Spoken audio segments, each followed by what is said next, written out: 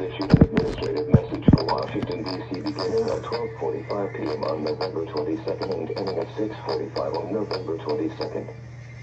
This is a senior alert activation at the request of the Metropolitan Police Department. The Metropolitan Police Department is seeking the public's assistance in locating 69-year-old Sharon Priscilla Brown, who was last seen in the 1300 block of Rich Place, Southeast D.C., on Tuesday. Sharon is described as a black female with a dark complexion, 5'7", 160 pounds, with brown eyes and black hair. She was last seen wearing a black jacket, gray sweatpants, and beige shoes.